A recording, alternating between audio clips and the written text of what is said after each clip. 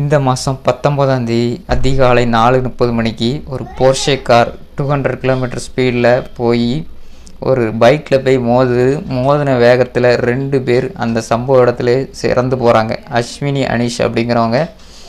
அதை ஓட்டிகிட்டு வந்தது 17 வயசு பையன். அந்த கார் வந்து இன்னும் ரெஜிஸ்டர் ஆகப்படாத ஒரு காரு, அதாவது 2 கோடி மதிப்பிலான ஒரு போர்ஷே காரு. அடித்து தூக்குனதில் சம்பவ இடத்துல ஸ்பாட் டெத். அந்த பையன் அரெஸ்ட் பண்ணப்படுறான்.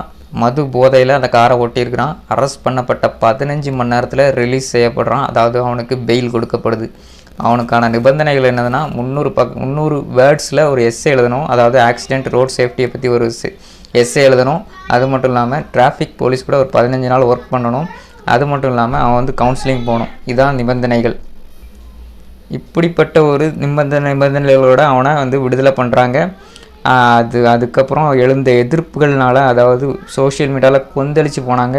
2 உயிர் பலியானதுக்கு இவ்வளோ பெரிய தண்டனையா அப்படின்னு அந்த தண்டனையை கொடுத்து அவனுக்கு ரிலீஸ் பண்ணியிருக்கிறாங்க அப்படின்னு சொல்லி கொந்தளிச்சு போனனால அவனோட பெயில் கேன்சல் பண்ணப்படுது. மறுபடியும் 22ஆம் தேதி அவனை வந்து சிறுவர் கூர்நோக்கு இல்லத்துக்கு அனுப்புகிறாங்க. ஸோ இதுதான் அந்த சம்பவம். இன்றைக்கி வரைக்கும் இந்த கேஸ் என்ன இருக்குங்கிறத இந்த வீடியோவில் டீட்டெயிலாக பார்ப்போம். வீடியோ ஸ்கிப் பண்ணாமல் பாருங்கள். அவனோட அப்பா தாத்தா 2 பேருமே அரெஸ்ட் பண்ணுறாங்க. கிட்டத்தட்ட ஜூன் 7ஆம் தேதி வரைக்கும் அவங்களுக்கு ஜுடிஷியல் கஸ்டடி வழங்கப்படுது. அவனோட தாத்தா வந்து என்ன இது பண்ணுறாருன்னா, இந்த பையன் வந்து காரை ஓட்டலை, அவனோட டிரைவர், அதாவது எங்களோட டிரைவர் தான் அந்த காரை ஓட்டினான். கிட்டத்தட்ட அந்த மனிதன் படம் இருக்குல்ல, அந்த படத்தை மாதிரியே என்ன சொல்கிறாங்கன்னா, இந்த பையன் கார் ஓட்டலை, டிரைவர் தான் கார் ஓட்டினாருங்கிற மாதிரி கிளைம் பண்ணுறாங்க. ஸோ அந்த மாதிரி கேஸ் போயிட்டுருக்கு. இந்த பையனை காப்பாற்றுறதுக்கு ஏகப்பட்ட ப்ரெஷர். பையனை காப்பாற்றுறதுக்கு போலீஸ் ட்ரை பண்ணுறாங்க, டாக்டர்ஸ் ட்ரை பண்ணுறாங்க, எல்லாருமே ட்ரை பண்ணுறாங்க.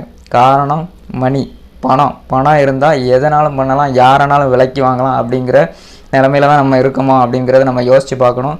நேற்றுக்கில் 2 நாளைக்கு முன்னாடி என்ன நடந்திருக்குன்னா, டாக்டர்ஸ் இருக்காங்கல்ல, அவங்க வந்து என்ன பண்ணியிருக்காங்கன்னா, இந்த பையனோட பிளட் சாம்பிள் எடுத்திருக்காங்க. அதை எடுத்து டேரெக்டாக குப்பை தொட்டியில் போட்டிருக்காங்க. வேறு ஒரு பிளட் சாம்பிளை எடுத்துகிட்டு ஃபாரன்சிக் அனுப்புகிறாங்க. அதாவது மது போதை இல்லாத ஒரு பிளட் சாம்பிள் எடுத்து ஃபாரன்சிக் அனுப்பி இந்த பையன் குடிக்கவே இல்லை அப்படின்னு கிளைம் பண்ணியிருக்காங்க. அதை வந்து போலீஸ்காரங்க கண்டுபிடிச்சி அந்த 2 டாக்டர்ஸையும் அரெஸ்ட் பண்ணுறாங்க, ஜெயிலில் போடுறாங்க. இந்த 2 டாக்டர்ஸும் இன்னும் ப்ராக்டிஸே பண்ணக்கூடாத அளவுக்கு சட்டங்கள் அவங்க மேலே பாயணும். ஏன்னா அவ்வளோ ஒரு கீழ்த்தரமான செயலை பண்ணுறாங்க. 2 உயிரோட மதிப்பு, 2 பேர் இறந்து போயிருக்காங்க, 2 பேரோட குடும்பம் செதஞ்சு போயிருக்குது. அந்த பொண்ணோட அம்மா வந்து கதறி எழுதாங்க, என் பொண்ணுக்கு இந்த நியாயம் கிடைக்கணும் அப்படின்னு சொல்லிட்டு. இந்த மாதிரி டாக்டர்ஸ் 2 பேர் உதவி பண்ணியிருக்கிறாங்க. யாரெல்லாம்னா அஜய், ஸ்ரீஹரி அப்படிங்கிற 2 டாக்டர்ஸ் வந்து உதவி பண்ணியிருக்கிறாங்க. அந்த பையனோட பிளட் சாம்பிளை தூக்கி குப்பை தொட்டியில் போட்டுட்டு வேறு ஒரு பிளட் சாம்பிளை எடுத்துகிட்டு ஃபாரன்சிக் அனுப்புனாங்க. எதுக்காகனா அந்த பையன் குடிக்கலை அப்படிங்கிறத நிரூபிக்கணும் அப்படிங்கிறதுக்காக. எவ்வளோ பெரிய கேவலமான செயல் பாருங்கள்.